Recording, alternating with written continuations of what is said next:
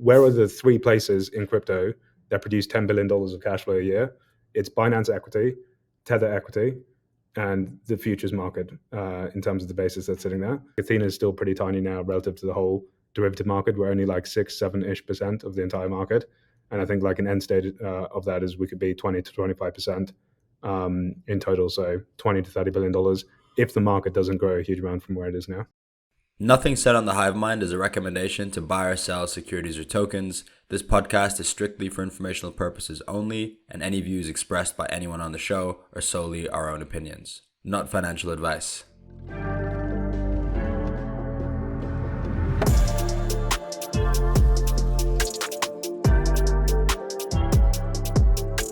Hi everyone, my name is Jose Macedo, and welcome to another episode of the Hivemind podcast.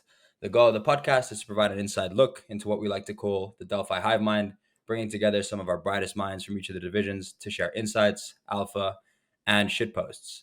So today with us, we have the usual crew, Ceteris Paribus from Institutional Research Arm, Jan Lieberman, Managing Partner at Delphi Ventures, Venture Partner Duncan, also known as Flood Capital, myself, and we have a special guest, Guy Young, founder of Athena. So really excited to get into some of the stuff they've been up to recently. So maybe to kick it off, Guy, you guys had a big announcement this week in terms of this USD vehicle getting into the treasury company game. Do you want to maybe give us some high level background on that and why it matters? Yeah, for sure. I think we were actually approaching this vehicle back in December or January at the beginning of this year. So this was, I think, before you'd got to sort of the level of froth that we've seen within the market now, where you seem to see one of these vehicles now pretty much every single day coming out. I think the view that we took was following the performance that you saw of Circle in the public markets, it became very clear that like the demand for this kind of theme or narrative within TradFi just so far exceeded the supply of ideas that you could express that view. And the amount of capital that's sitting within those markets that wants access to these type of themes was just an interesting sort of opportunity for us. I think at like a super macro lens, I've had quite a bit of concern, I'd say, in the last 18 months, broadly around like flows within altcoins in crypto. If you look at the peak notional market cap for altcoins in 2021 and then 2024, it peaked out at pretty much the exact same number, which is just under $1.2 trillion. And to me, it was a pretty strong indication that like maybe that's how much money actually sits in the world to bid what is, largely 99% complete vaporware tokens. And there is, I think, a maturation that we need to go through as a space, which is if you're going to take that step from 1.2 trillion to something that's a much higher number than that, you actually need to sort of like put these assets on the plate of investors who sort of deal with real size in equity markets. And so I think the thing that was compelling to us was less around the sort of what I view as a very ephemeral moment in time where these things are trading at crazy premiums to NAV, but more actually just opening up an investor base where even if you're giving access to your token at 1x NAV, that's better than just having no access at all to these markets. So I think it was just a very interesting matchup for us of the theme that we're sort of building within is clearly in extremely high demand within TradFi. And then I also think we have an extreme flows issue within crypto, and this is actually the way to solve it. Yeah, makes sense. I also realized I didn't even ask for you to introduce yourself, which I probably should have done. So maybe you want to give a quick intro, and we can clip this back to the beginning. Yeah, for sure. So my name's Guy. Founded Athena around 2 years ago now. And for those that don't know, Athena issues two distinct products. So one is a synthetic dollar, and the other one's a normal fiat stablecoin called USDE and USDTB. We came out to the market around 15 months ago with the core product with USDE. It was the fastest scaling dollar to ever reach $6 billion of supply. So it did that in under 12 months. And then right now, we're sitting at just under $7 billion of supply on USD and 1.5 all-time high, baby. And 1.5 on USDTB. So yeah, that's the brief background behind the products. Yeah. And apologies for my shitty moderation. Just back from a festival. I think my brain's still a bit slow. But yeah, we'll maybe clip this back. Maybe we won't. We'll see how we feel. Yeah, so it's exciting on the USD asset. And so when does this like actually start trading, and how much it was raised, and like maybe all the details around that? You also had this tweet about how it's the highest cash to asset market cap ratio, or Athena Labs did. Which, yeah, maybe a few more of the details on that would be cool for people. Yeah, for sure. So the total vehicle size initially at the moment is around $360 million, and then 260 mil of that is cash.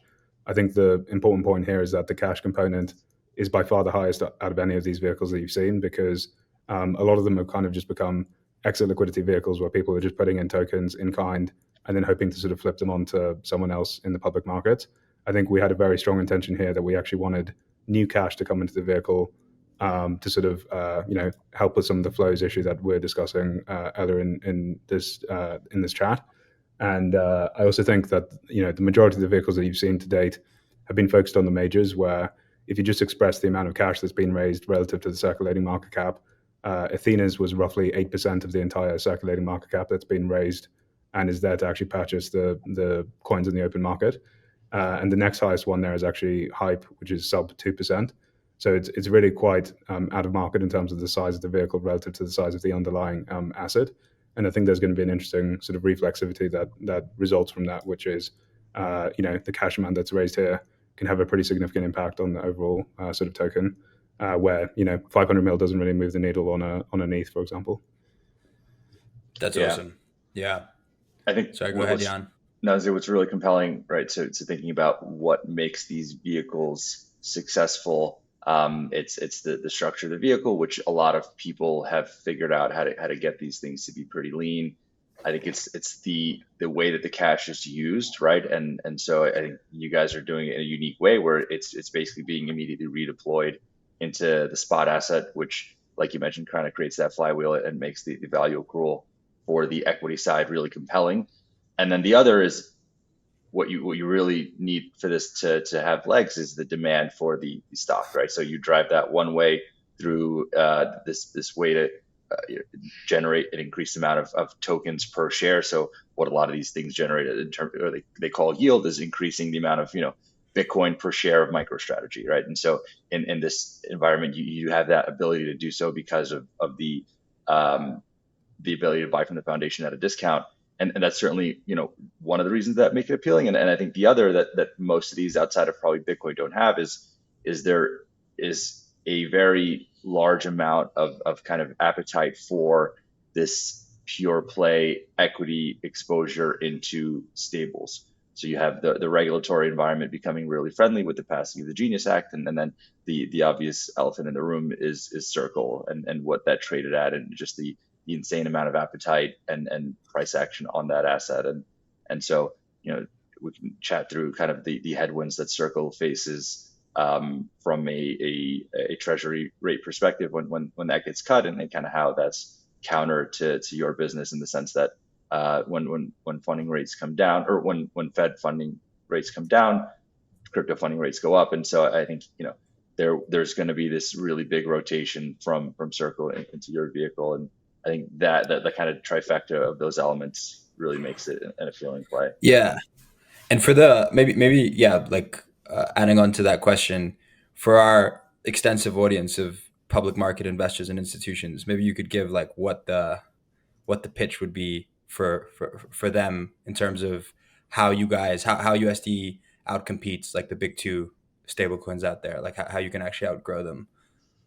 Yeah, I see them as actually just fundamentally different products. So I think the use case for stablecoins or dollar adjacent assets is actually quite varied. So it could be trading collateral on centralized exchanges, which is still one of the biggest use cases today. It could be dollar rails for like the developing world. There's payments, remittances, all these different pieces. And I think where the world's going is actually each issue is actually going to find a niche that it's particularly good at and try and dominate within one of those niches, rather than trying to be everything to everyone. And so I think actually Athena's been quite honest around what are the use cases that we can actually do 10 times better than everyone else. Because I think when you're a startup trying to compete with, multi tens of billion size businesses, if you're coming in and it's quite an arrogant point of view to think that you can provide a better product across all of those axes. And so I think the view that we have is for the savings use case, rather than like a payments one, a dollar with a structurally higher return is a better piece of savings technology than one without. And that sort of can be carried across into different use cases, whether it's trading collateral on centralized exchanges where you can use it as collateral to trade perps, whether it's embedding it into different DeFi applications and using that to sort of build net new products. I think that's the niche that Athena sort of found an area to actually grow relative to those competitors. I think one other thing to just point out is that it's important to remember actually the impact of being able to generate like 18% on your AUM rather than 4. So average APY for USD was roughly 18% in 2024, which is 4 times higher than what Circle was producing on a gross interest income basis. And so you actually look at the AUM of Athena, if you're adjusting for that, we're actually sort of at $28 billion of supply relative to where Circle is right now, if you adjust for it on that basis. And so I think that that's one piece that people just need to consider, which is you don't actually need the balance sheet of this thing to be $50 billion for it to be of a sort of similar size in terms of revenue generation versus those businesses. And then I think one other point, just with reference to both of those competitors, I think we see actually Tether as more of a partner and someone that we work with rather than against. Well, I think Circle looks slightly different. So I think one piece that people don't understand is that actually Athena, I think, is one of the top 3 or 5 largest holders of Tether in the world. And the reason for that is that actually to margin derivatives in CeFi, you actually need Tether for your collateral, i.e. 70% of the perp market is actually denominated with Tether. And what that means is actually $1 of collateral that's coming into Athena roughly translates into 70 cents of Tether supply growth as that's happening. And if you take a step back and actually just think about why is it that Tether doesn't play yield, well, it's because like the futures market and the basis within centralized exchange is paying the yield for Tether on their behalf, if that makes sense. So a huge amount of the demand that comes for Tether is people doing what Athena is doing outside of Athena. And so all we've done is actually productize the use case for Tether to capture basis within CeFi and made a new product out of that. And so in some senses, like Athena is like a reward bearing version of Tether, and the vast majority of the collateral that sits within Athena there is actually Tether itself. So I think we're actually pretty helpful to the growth of Tether more broadly, and support each other in terms of doing that. Yeah. And Guy, just I'm sure almost everyone who's listening is familiar with Athena, but maybe could you just walk through how you generate the yield on Athena? Yeah, for sure. So the very basic idea is a cash and carry or basis trade where you're long spot on one side and then you short the future or the perp on the other side. And there's this concept of a funding rate within crypto, which I think you can kind of loose analog here is kind of the proxy for the cost of capital within crypto to be long. And I think the very simple way to think about this is just naturally these markets drift up through time. People want to pay to be long crypto on leverage. And all Athena is doing is kind of harvesting that speculative excess that sits within the derivative markets. I also think there's a pretty good comparison here, which is all forms of dollar assets or stablecoins within crypto is actually just a form of lending. So when you're buying Circle's USDC, you're just lending to the US government and you're getting an IOU in return. When you're buying Sky's DAI, you're just lending over collateralized against ETH and DeFi. And then USDE is just you essentially financing the logs within CeFi in crypto. So you can always think about dollar assets as just lending to someone and you're just getting paid a different interest rate for doing that.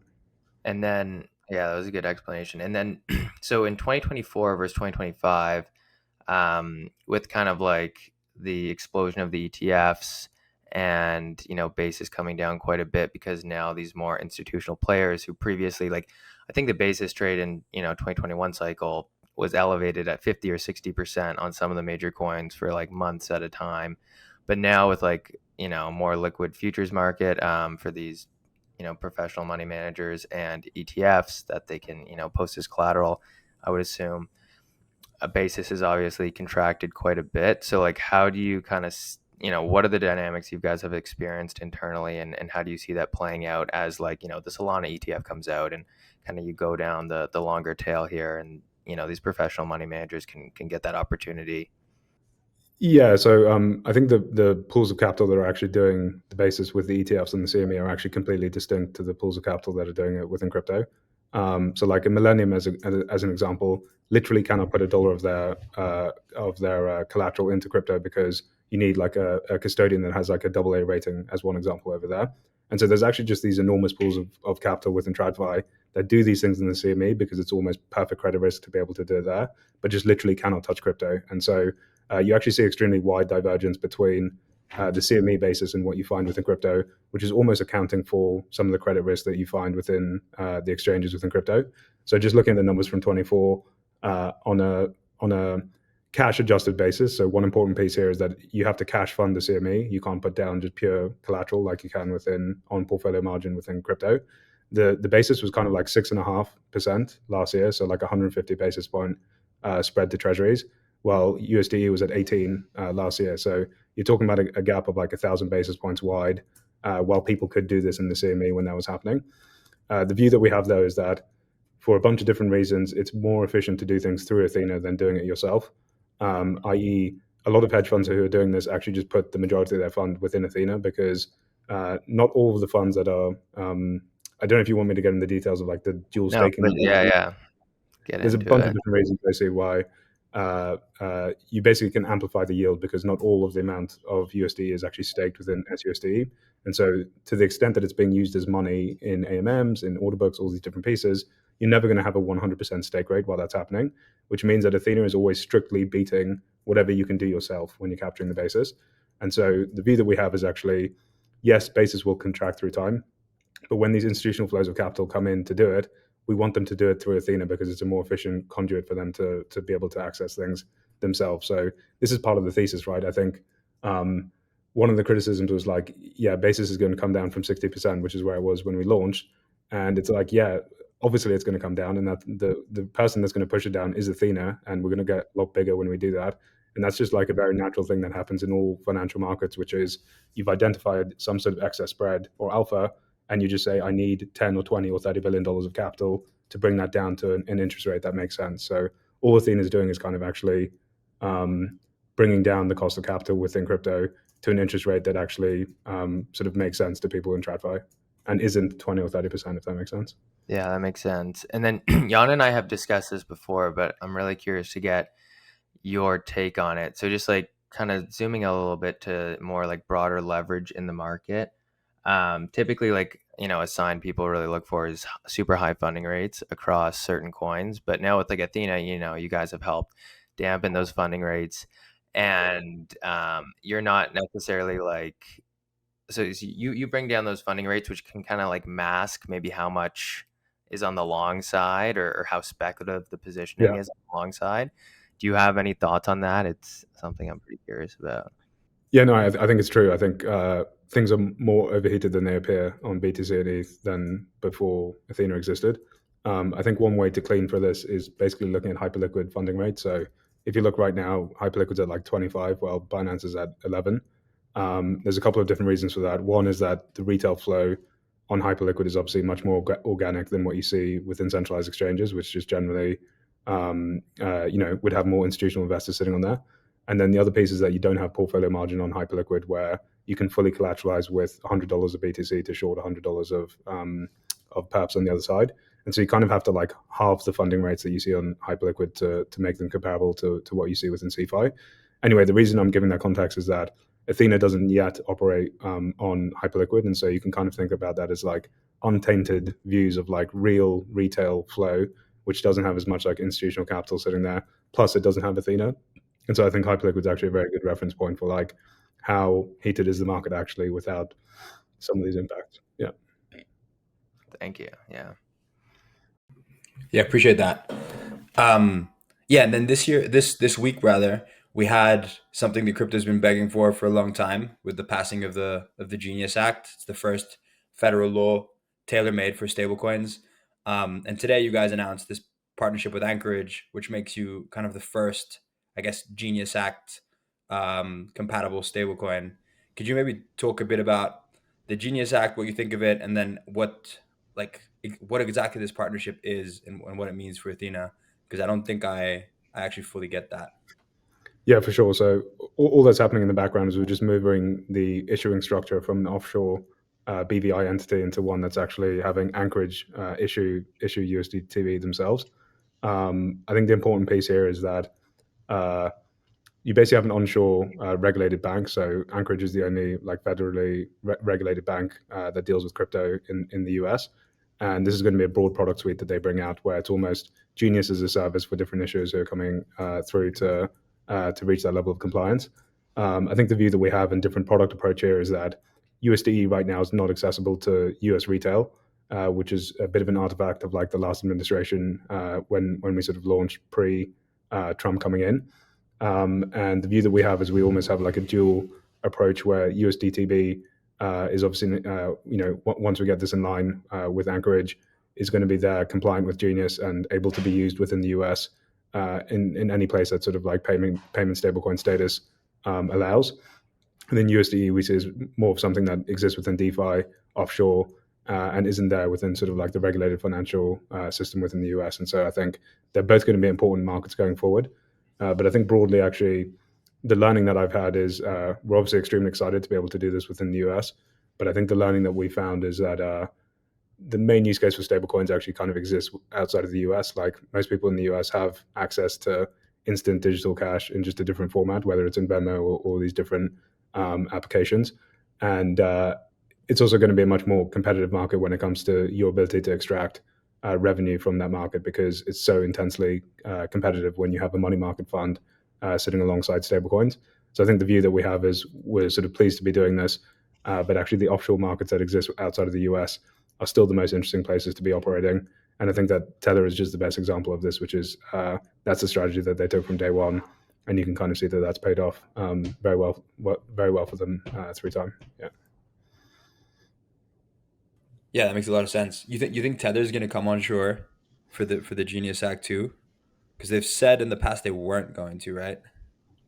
I saw some news article out yesterday, which is I think they're going to issue a different form of USDT that is basically compliant within the US. I can't confirm whether that's true or not. It was just something I sort of read online. But I think that makes perfect sense, which is it's kind of similar to the approach that we're taking, which is we'll issue something onshore, which fits the mold of what they're after. And you can sort of keep the core product operating in the way that it is now in the markets that we do. Yeah. Yeah, I think it was confirmed that they are just in, like Sachs mentioned. Okay. How does that kind of fracture liquidity, or if at all, for all of these USDT margin perps on centralized exchanges? If they issue a new token, is that are they fungible at some level, or It's US based, I think, versus international. It's basically the dichotomy. Yeah, exactly. So technically, no one in the US should be trading on those offshore venues anyway. So I think, if it's going to be on Binance US or whatever, presumably they'll be using the local Genius compliant one. And then I think anyone in the US shouldn't be accessing those exchanges anyway with normal USDT. Yeah. Yeah, that makes sense. It's going to be pretty simple. I mean, if it's anything like the EU one, like the EU regulation kind of banned using certain stablecoins as collateral, and then Binance just invented this like Binance futures credits and just like auto converted you to that. It was like, yeah, pretty dumb, but such is life in Europe. Yeah, I'm curious. Like we're seeing a lot of just like stablecoins are heating up. Like everyone's talking about them. Every big corporate has like a stablecoin strategy. There's a bunch of kind of infra startups, whether it's the kind of tether chains or some other stuff being built. What do you think? Like you probably have a pretty good pulse on this. What's the most interesting stuff being built? Maybe what's like overrated and what's underrated right now in your mind in terms of the stablecoin market? Yeah, I think I'm quite bearish on like new issuers basically coming to market and being able to compete with the incumbents. I think everyone's clearly excited about the theme and sort of struggling to find a way to express that view, if that makes sense. Where one issue with this is that because the product is so commoditized, it's extremely difficult to actually differentiate yourself as a startup versus the incumbents. And so if you take a step back and just think about what are the three axes that you can actually compete, what does a stablecoin need to do? It needs to be $1. And if it isn't $1, then you're out of business like the next day. You need to be, and you're never going to be as liquid as trading $100 billion a day as Tether on day one. And then the third axis is return. And if you're backing your stablecoin with just T-bills, it's going to be a race to the bottom right in terms of the margin they can extract. And Circle now is already starting to run that race in terms of how much they're sharing with Coinbase and all those different parties. And so I think I'm actually quite negative on the unit economics and business models for stablecoin issuers going forward. I think Tether was basically the exception to the rule and existed in a very unique moment in time where they could build moats within centralized exchanges that are very difficult to unseat now. And so I think everyone looks at Tether as the best business model on earth, which I think it is. but no one's going to recreate basically what they did, which just came in a very unique moment in time. And so I'm actually very bearish on new issuers who are coming to the market and sort of say, we'll share 90% of the yield, and that's kind of the angle that we have versus those incumbents. I think that that's a very difficult sort of path to take. And then also, like, to make the numbers work for a business which is just taking 5 or 10 bips on AUM, which is kind of where those things get down to, you need to be operating at like $100 billion of scale to be a venture scale outcome business. And so I think that that's the piece of the market that I'm most bearish on, which might be surprising to say as a issuer of dollars and stablecoins ourselves. Yeah. Yeah, it definitely seems like a cost center for a lot of these guys to just increase distribution rather than some new source of revenue. Yeah, It's just so Tether's much harder business than model they is think. insane. It's just Yeah. like they get to internalize all of the margin just by virtue of being so ubiquitous and widely used. That the liquidity they provide is basically that's their profit share. Is like, you're welcome for the liquidity, and we'll internalize all the yield. Yeah, you can kind of think about it in a different way as well, which is the guys who are trading the most on Binance, BTC, USDT, they couldn't care less if you're paying them 4% a year, because it's a high frequency fund who's trying to save 1 basis point on execution when they're trading the pair 10,000 times a day. So what you're competing with isn't actually like 0 versus 4%. You're competing with like the internal cost of capital for HFT funds and market makers who are trying to make 50 or 100% annualized. And so like that USP of like, we'll pay you a bit more yield on this collateral on the exchange. If it's just 1 basis point more liquid to USDT, no one cares about that yield basically for the biggest players. And so that's kind of the mode actually, which is the most liquid pair on earth is just the BTC USDT pair on Binance. And until that isn't the case, then Tether can easily take all of the income to themselves. Yeah. And one follow up on that, and then I'll let you go, Duncan. So you said you're not bullish on the issuers. Are you bullish on any of the infra, like stablecoin infra plays, like the plasmas, the stable chains, but also some of them even more like which one? Sorry, Tron.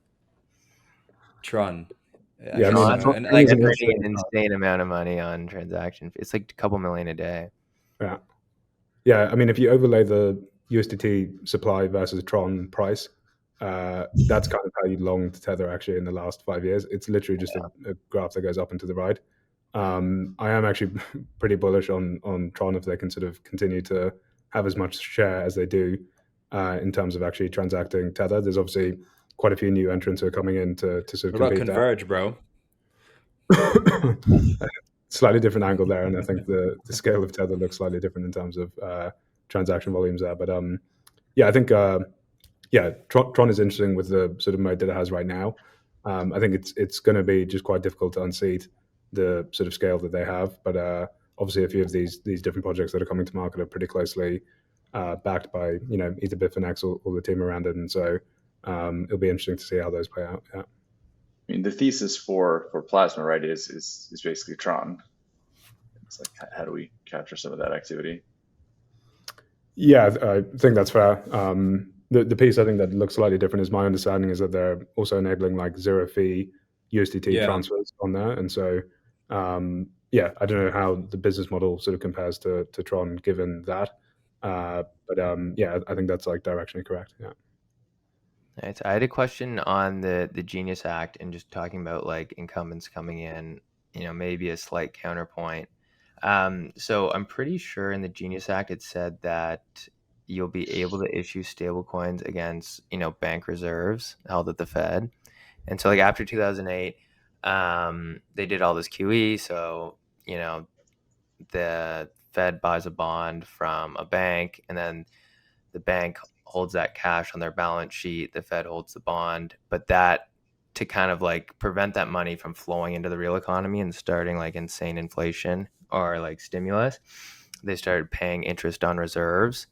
So you basically have, right, I have the chart pulled up, 3.5 trillion or 3.3 trillion of like reserves from banks. I think they're held at the Fed.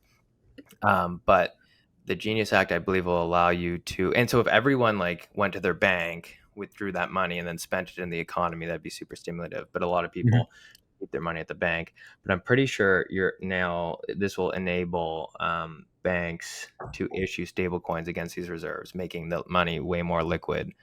Do you have any thoughts on that, or is my understanding correct? Yeah, I'm not as actually familiar around that piece. I think the one area which I do think is interesting, which is getting along the same lines that you are, which is like the transmission mechanism to actually get credit into the economy is always through commercial banks, right? And so it's like money is sitting within a commercial bank, they'll go and relend it out to everyone else. And so actually, like your bank deposit sitting there within a bank has a hugely, a very large impact in terms of like credit creation throughout the entire economy. If every single dollar that's sat within a deposit account was withdrawn into a money market fund or a stablecoin, that actually kind of collapses credit within the economy, unless something sort of changes. I think it would be like kind of a double dip where it would stay there, but it could also be spent as a stablecoin. Like that would just be backing the stablecoin, is my understanding. Right. And then, because basically the U.S. has a huge financing problem right now, and they've continued to shift issuance towards the shorter end of the curve and find demand for U.S. dollars at the shorter end of the curve. So like this is kind of like continuation down that path of enabling stable coins and kind of sourcing some demand for the US debt. Yeah, I do think it's also an interesting question for even, and I do actually believe foreign countries are starting to actually get concerned around stablecoins, and particularly within the EU, where if you're actually pulling all of your banks out of all of your money out of European banks to put them into stablecoins, you actually have massive issues with not only the banking system but then also your currency as well. And so there is like a level of scale when this gets to a size where like literal nation states start to have issues with the growth in these products. So yeah, because I was always worried about how they're going to manage that. If they have stablecoins readily available in the U.S. paying like flowing through the interest, why would I hold money at my bank versus holding a stablecoin where the interest is flowing straight through? Those deposits get taken out of the bank, then there's, like you said, massive issues for them. Providing commercial credit. So maybe this is kind of a solution to that, where it's like, okay, the banks will issue their own stable coins. They can keep their money like in the bank, but which they can also lend against, but the people can spend it more freely. Yeah. All right, guys, let's move to markets. I think we spent a good amount of time on stablecoin stuff. This is like insanely bullish markets if this happens, because it's like 3.5 trillion, and then you make that liquid to people, and in stable coins, especially like crypto markets, you assume some of that money goes into Bitcoin. It's pretty exciting. Yeah. And on the crypto markets front, since we last spoke, markets have been pretty good.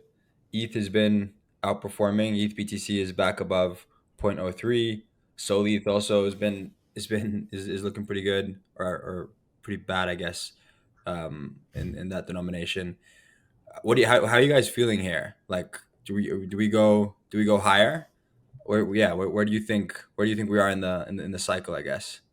Maybe Jan and then Guy will be, or maybe Yeah, I was Cyrus, gonna say, actually, because you haven't spoken yet. yeah, either Guy or Setters first. Let's do it. Yeah. I don't know. It's like, it seems like there's a lot of momentum. The thing is, a lot of this is just driven by the treasury plays.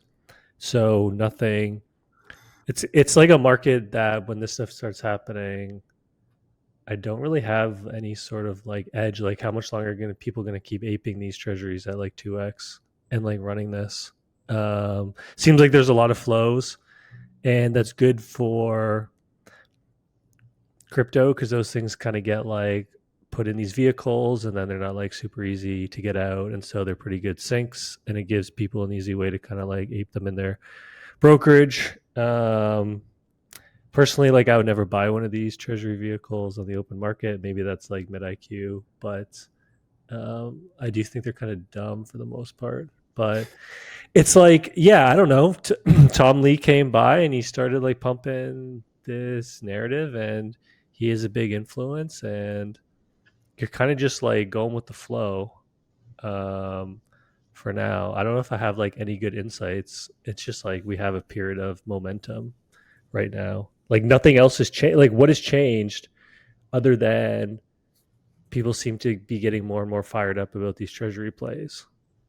Like nothing really has changed on the macro. Regulation, the Genius Act, and then Clarity Act, market like that, I think is going to unlock a lot of capital.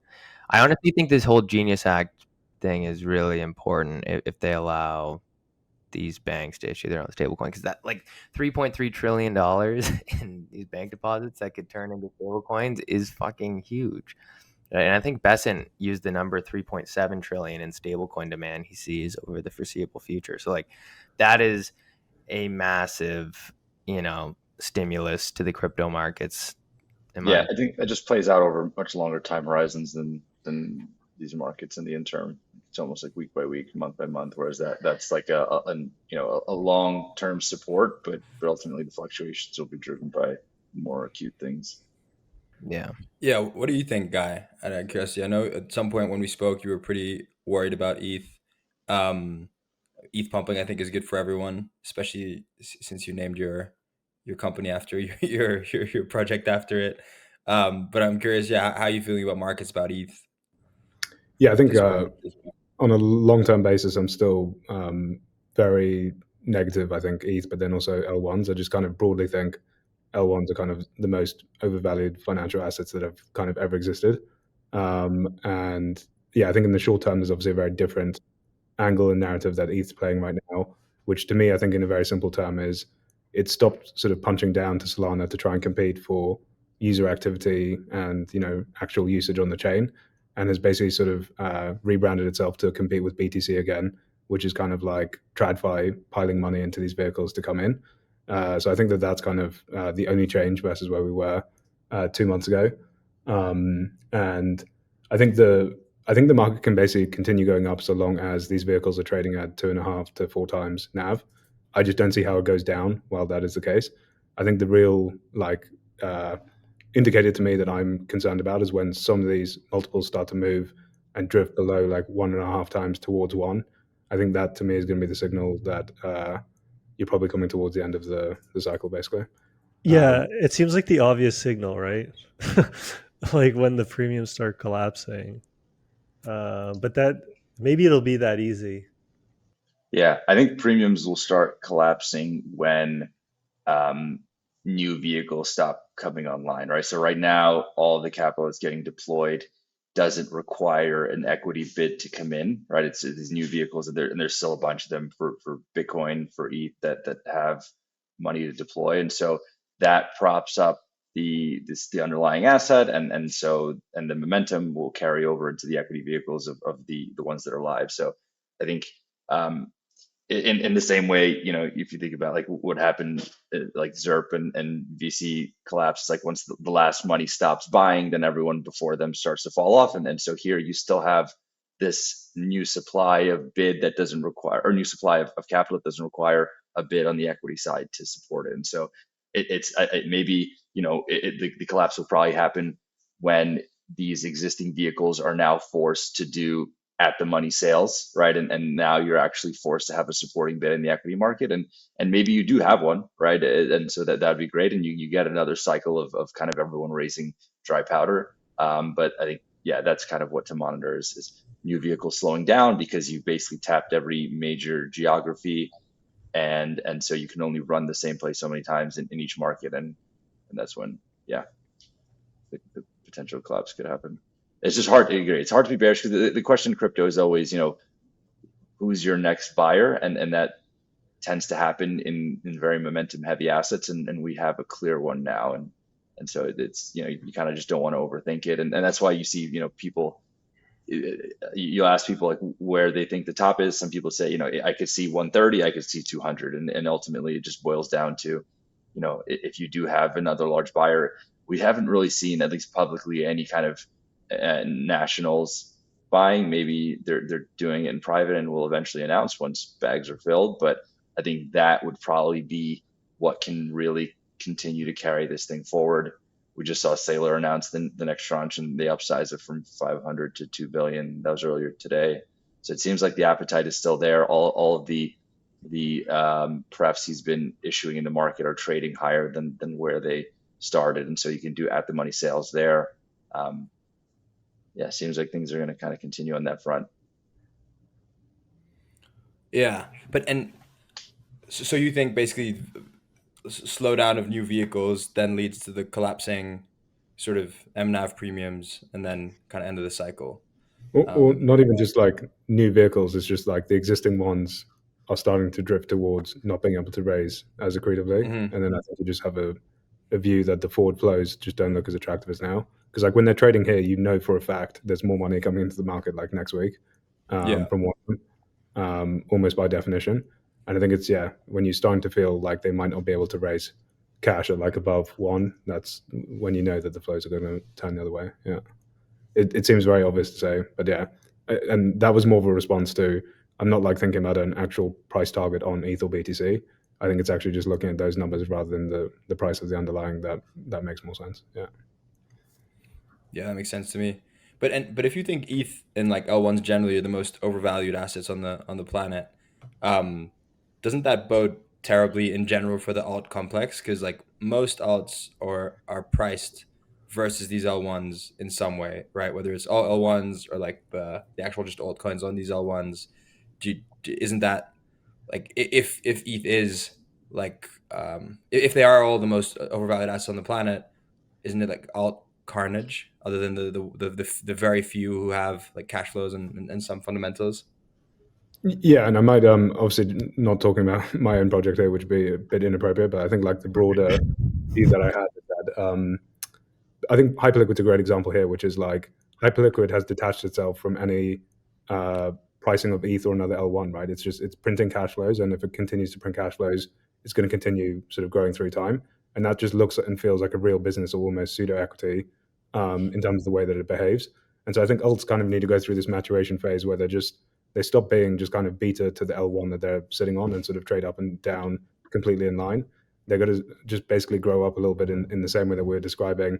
You can't just be tapping into crypto native capital when you know the 5 to 10 alts that actually have real revenue, real businesses, real users have access to an equity market. There is going to be a different way that these things are priced, which is equity investors can look at these things and say, I'm actually just willing to bid this thing at 10 times earnings or whatever it is. And I think that they actually start to decorrelate with some of the infra that sits in the background. So I think this is just like a painful process that we have to go through, which is I think like BTC dominance should be like 90%. Alt L1s should be basically a tenth of the valuation that they're sitting at now. And there's going to be 5 to 10 equity-like businesses that I think look like Hyperliquid, which has been an incredible story this cycle, that can sort of come out and emerge in the same way that Coinbase and Robinhood has this year. So I think that's kind of where I see the market structure going through time, or like an end state that makes sense to me. Yeah. And for Athena, so I think USDE is 6.8 billion right now. Like, how much think the market could support? Like, if everyone knew about Athena and knew that you could get, this yield there, what do you think like the, futures / perps market could support right now? Yeah, it's an enormous market that people underappreciate how big it actually is. So like OI is roughly 110, 120 billion dollars, and it was spitting out 15-20% yield on 110 billion dollars. So if you think about like where are the three places in crypto that produce $10 billion of cash flow a year, it's Binance equity, Tether equity, and the futures market in terms of the basis that's sitting there. So you're operating in a market which is producing enough cash flow for that to be a very large outcome, just as like a general comment. I think it's obviously extremely dependent on like leverage demand within the system. Where if you asked me that question back in December when funding rates were like 30% and Athena had just grown to 6.5, we should have been at like 20 to 30 billion dollars, I think, in size if we're doing our job properly for funding to be at like 10 to 12%. And so if we pretend that let's say Athena is plugged into some institution that sits in TradFi, whatever, say BlackRock for now, and they could put unlimited amounts of capital to basically compress that rate down to a rate that is sort of like appropriate to them. I think we should have been at that size basically in December to get to an interest rate that makes sense. And so kind of my job right now is just putting in the connective tissue to places like that where when the demand for leverage sort of reaches those levels, you can sort of adjust to it very quickly. So the simple answer is that like Athena is still pretty tiny now relative to the whole derivative market. We're only like 6-7% of the entire market. And I think like an end state of that is we could be 20 to 25% in total. So 20 to $30 billion if the market doesn't grow a huge amount from where it is now. I think like my biggest issue with this thesis is that all these apps that are revenue generating do it because we have L1s that are valued a lot. Like Hyperliquid makes all its money off of trading like Bitcoin, ETH, SOL. Athena obviously needs ETH to be big. I know you guys do a lot with Bitcoin. Maybe if only Bitcoin was around, you could still run it. But like that's not a reason for the L1s to be valuable, right? That's like just the reality that if the L1 tokens become less, then a lot of these products that are built around it, like there are very few businesses in crypto. I would say like Pump was one, and who knows now. Seems like they're losing a lot, but like these launch pads don't really rely on having big valuations to make their money. They just make it off of like new token issuance. But I fully agree with you. Yeah, and I wasn't disagreeing with Zay's comment, which is like if alt L1s are worth a tenth of what they are, BTC DOM is going to be 90%, which is kind of what I described earlier, which is everything comes down and is worth less. I'm just saying that there are equity like businesses that can sort of like come out of that and produce products that are worth something. Yeah, I'm not saying it's just apps are 10 times undervalued where they are right now. That wasn't like my. Yeah, it's just like the general reflexivity of the whole market where it's like a lot of people earn yield that is correlated or earn revenue that's correlated to these like inflated, L1s. So I think that like as those come down, just general revenue numbers will likely come down as well. Couldn't you have said this at sort of any point? I guess you could have said this at any point in crypto's history, but maybe in 2021 we still had these like rose-colored glasses of NFTs are going to be big and social networks are going to be big and stuff. So, but maybe after 2021, or from 2022 onwards, once it became clear that a lot of these things, had failed to find product market fit, you could have kind of said this thesis at any point then, right? Like L1s are the most overvalued assets on earth. They actually looked even worse, right? At the bottom on a multiple perspective. They need to come down a lot and you're going to have these revenue generating businesses. But somehow we keep finding bids, right? For these assets. Yeah, you're shaking your head. Curious. Well, I mean, like yes and no, right? Like if Sui hadn't done the run that it had done this cycle, would you say that like the LTL1 thesis like was still alive, basically? Like on a relative basis, right? All of these things are down massively versus the rest of the market. Do you know that? Yeah, I mean like, more so like yeah. ETH and SOL are still up like pretty significantly from the 2022 bottom, right? Is more so what I'm saying. Like there keeps being demand for buying these assets. Would you agree generally though that like the sort of like infra launches and just like consistent stream of Yeah. these pieces of infra have just literally gone to zero? Like there is zero bid for any of these things. Obviously, there's some lasting power to ETH having existed for 10 years and that kind of stuff, but directionally, it does feel like that's what's happened to the space, right? Where last cycle you had like 4 or 5 L1s that reached $100 billion of valuation. Obviously, had Solana do extremely well the cycle, and outside of Sol and ETH, none of them sort of got to those heights. Yeah. it's true though. Like Sol has hit like a ceiling. The SOL was a good trade for like the end of 23 into like Feb of 24. And it's kind of just like oscillated for a long time now. And ETH has been a good trade for like this past month, after 3 years of bad. And it's true, like, yeah, a lot of the other L1s are just down only. Which I know this is something we've talked about a lot, but I do think you could see a market where you do have some winning apps that start taking I don't know what the app dominance market cap thing is, but I think it's fair to say like you're going to bet on Bitcoin dominance up, app dominance up, and L1 premium down, and that's kind of like how that L1 premium gets distributed a bit. I don't know. You're already seeing tokens, go away from their L1s like Pump, right? It's kind of diverged from Solana recently. I just don't know if it gets distributed in that case, because yeah, like if you're not bullet, like everything is priced versus, or a lot of things are priced versus these L1s. So I think if these L1s lose their bid, I don't feel like it gets distributed into apps for kind of the reasons we discussed before. Maybe it just goes out. I think it get distributed. You have to think about the size of these L1s versus the size of these apps, right? Like you obviously not fully, but even if you get the single digit percent, that'll materially move the needle on these apps. That's fair. Well, I feel like L1s get bid and they get bid early in the cycle because people just want to be bullish again. And so they're like, what do we bid? And we bid the L1s. And then later, I don't know. Yeah, it's like the opposite of the dilution thesis, right? It's just like if everyone can agree on one thing to get excited about, it becomes more compelling. yeah. I don't know. We've talked about this a lot. Like, I know we disagreed about this, but it definitely is clear to me that we're moving to more like, obviously there's some outliers like XRP or whatever, but for the most part, we are going towards more like people want to see real numbers to buy this stuff. Guy, Yeah, it's just funny that the crypto top 5 looks so similar to what it did like 4 or 5 years ago. network effects, bro. It's pretty much the same. Guy, what outside of Athena, what Hyperliquid, what is like I guess one of your favorite crypto projects that you think is like carving out a good niche and generating revenue?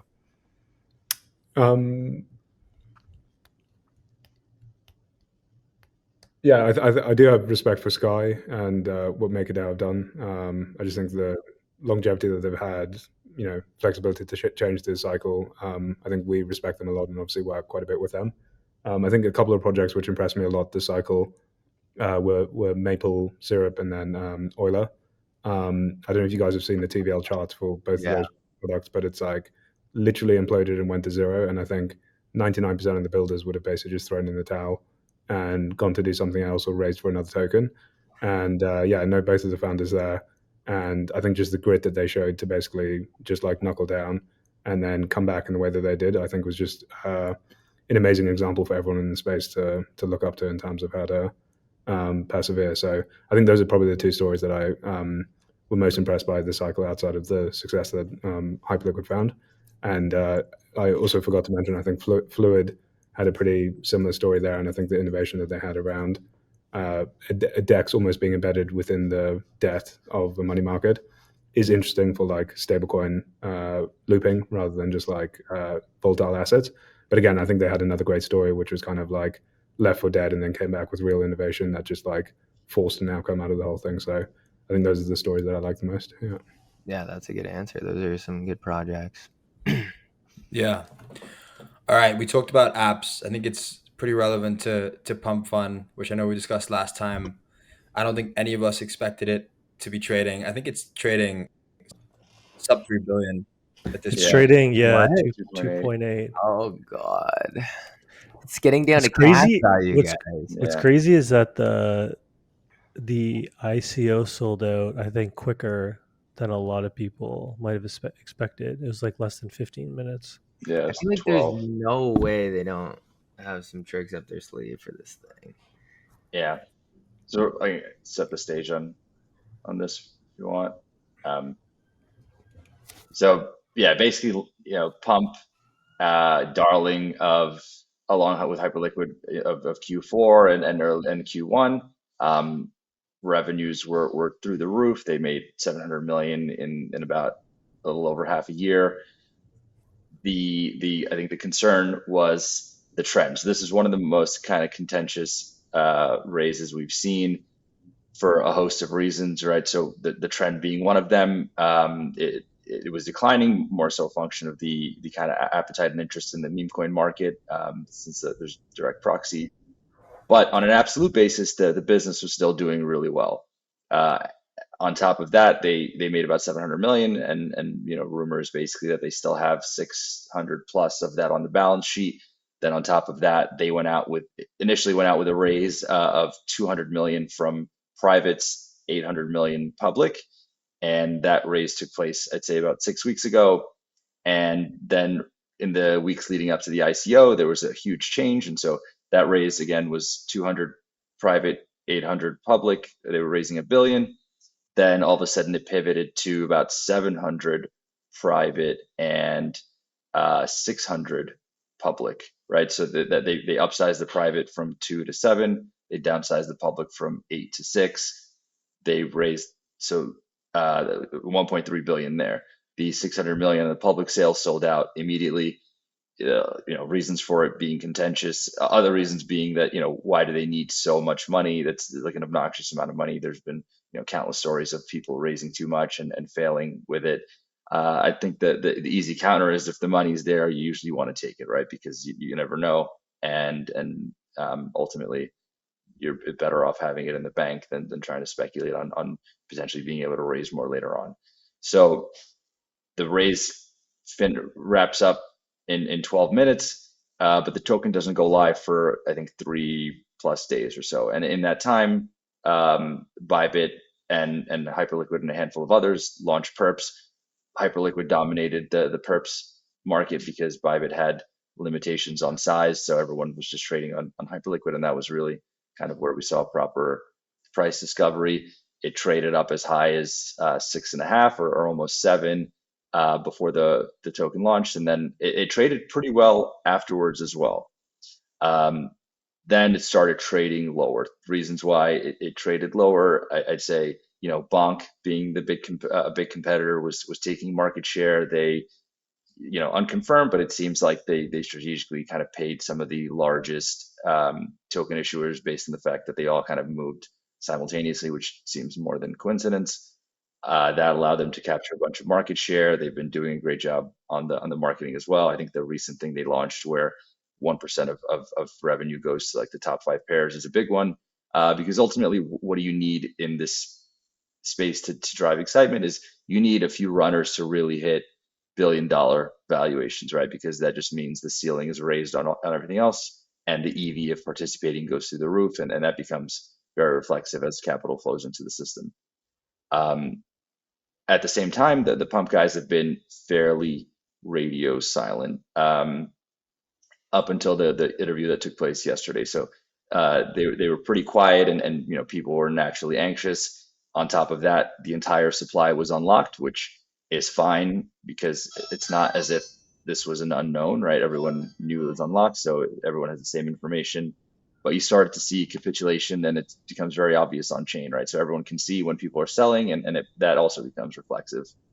So you saw kind of some of the bigger whales sell, and I think it makes sense. If you're a big fund, you just deployed $100 million, and all of a sudden it's worth 150 on paper. There's some fiduciary duty to realize a 50% move in a matter of days.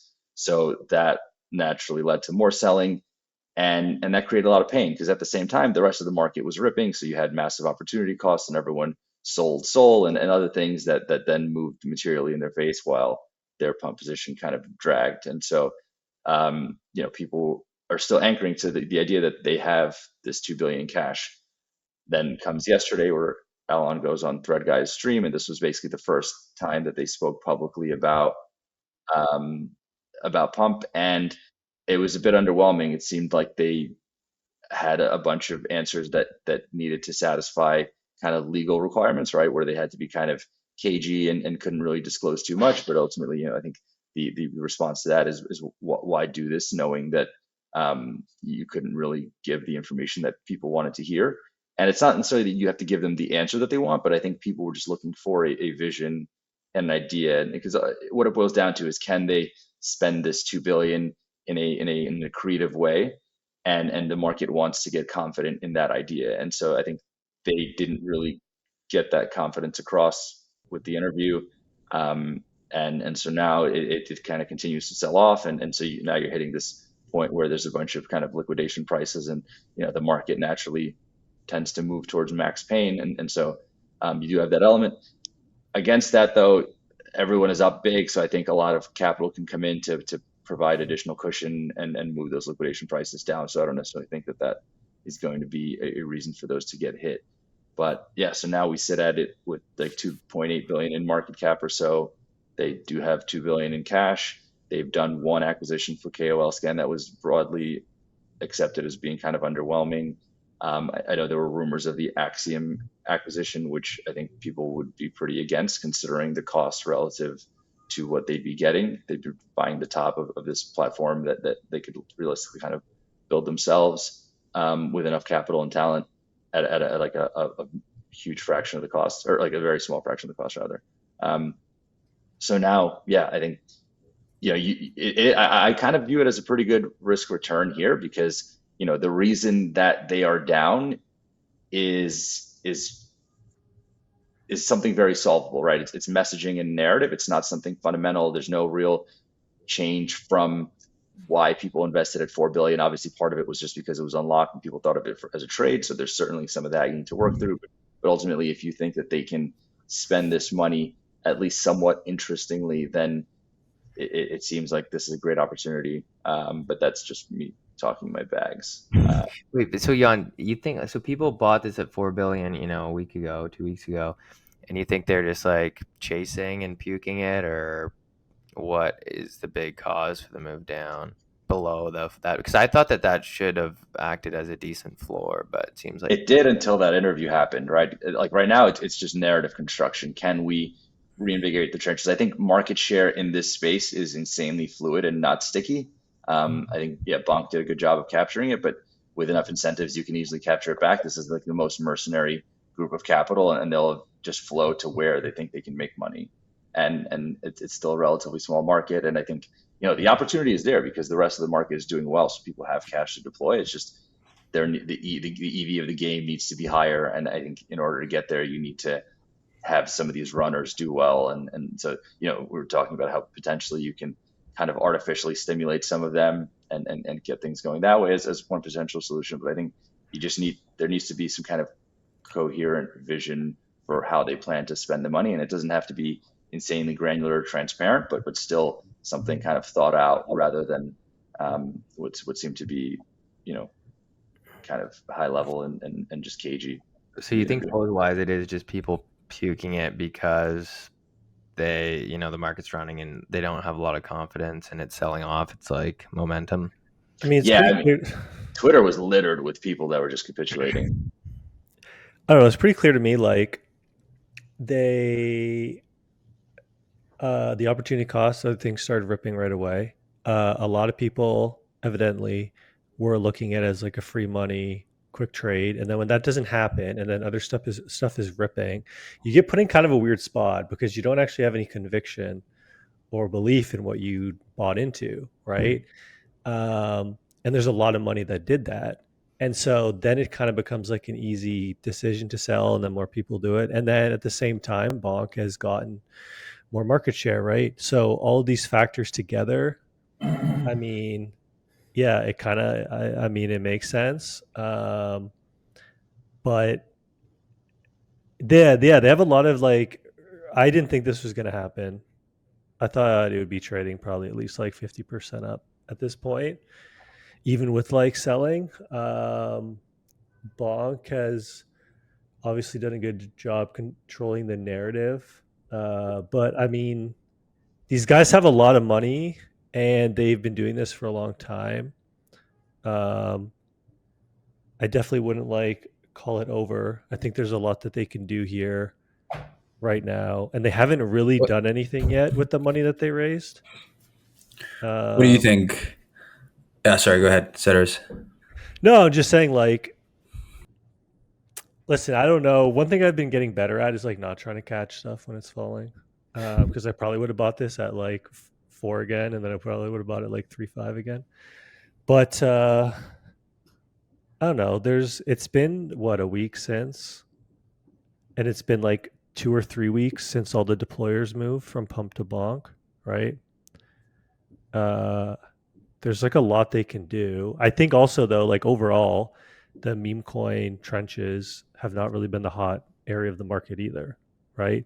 Even with like Bonk doing pretty well, coins are still not kind of like running how they were in the past, right? So yeah, there's definitely a lot of headwinds. I'm curious what you think, Guy, because I know you actually met these guys back at the Dragonfly Summit at some point last year, and we're impressed at the time. But I'm curious what you think of Pump here. Yeah, so I think just one caveat is I do hold Pump myself, and then I'm actually reasonably close to one of the founders on like a personal basis. But I think one piece that is actually slightly different here, which I had an argument with someone about on Twitter this week, is also just the float dynamics of the whole thing look very different to a normal launch, where pretty much every launch that comes out now except for Hyperliquid or Pump, is basically artificially controlled in terms of how much actual supply is sitting there in the market, and the number that you see on CoinGecko is not actually the real number in any way. The amount of capital that was actually sitting there on float for Pump is just a very different number to what you normally see, and to engineer that sort of like up and to the right graph in the beginning, it's just almost impossible with like a very real float that's sitting out there. And so to me, this is actually what organic price discovery looks like when you haven't got tight control, which is like stuff happens, people change their mind, and you can actually see it sort of expressed in the way that it is.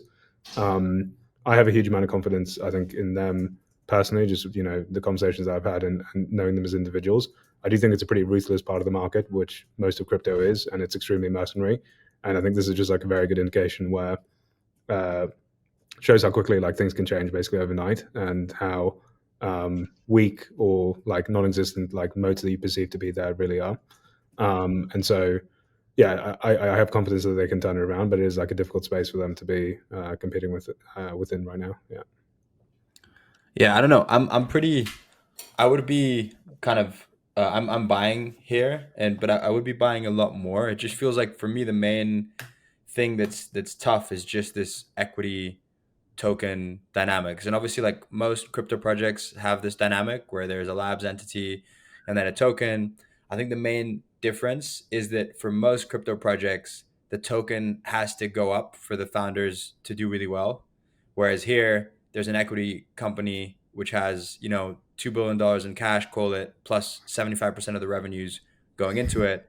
And they've already pulled 1.3 billion out of the token. So my main kind of concern is just like, to what extent are the founders like, to what extent is it in their economic self-interest for the token to do really well and to like really pump value into this token, considering how much cash they have in the equity. They probably own a lot more of the equity. That's really honestly my main concern and reason for not like really buying in size here. Yeah, I think it's a valid concern. I'll just say what I know of them as like individuals is that I think they are motivated by just more than that. And I think for founders who have sort of come into the success that they have and made that kind of money, I think like the incremental $100 million on top of like 2 billion doesn't actually change anyone's life at the stage that those guys are at. And so I think it does come down to like, are you actually motivated to make a point and prove something to other people, which I think that they do want to prove something just based on the way that I see them sort of like behaving and interacting. Yeah. And what do you think, like, what are they going to use that $2 billion for? Like, what's the, maybe for everyone here, like, what's the biggest bull case you guys see for how they could deploy this $2 billion to really make Pump successful?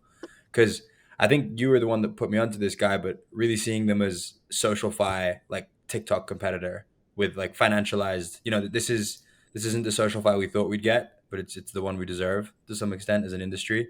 And it's like, I do think it's a really interesting path, but I'm curious if you have any other insights or things you know or see there.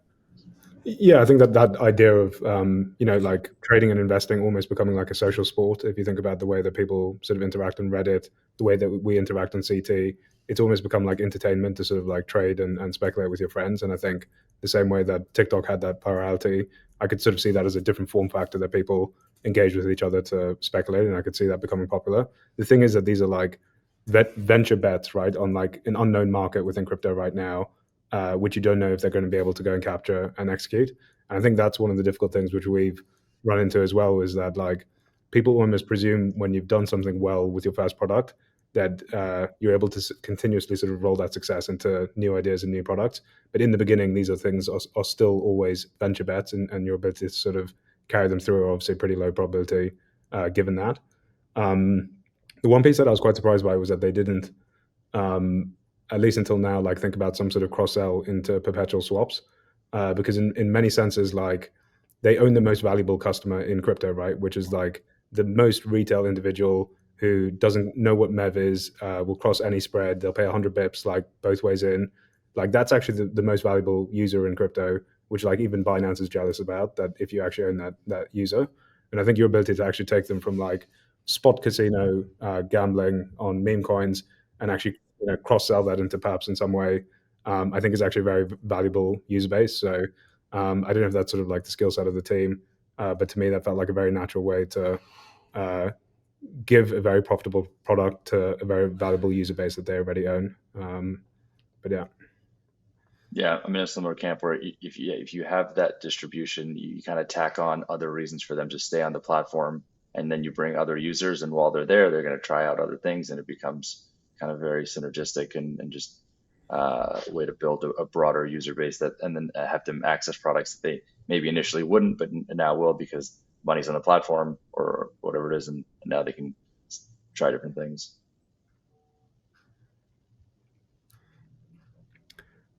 Awesome. I'm going to have to go, by the way, for same with us. I think we're finished here. Honestly, talked through most of the topics we wanted to. Thanks so much for coming on, Guy. This was awesome. Yeah, thank getting your you. perspective Appreciate on the stuff. time. Yeah, Yeah, thanks. appreciate it, guys. Thanks so much. Thanks everyone for tuning in. See you in 2 weeks. See ya. See ya.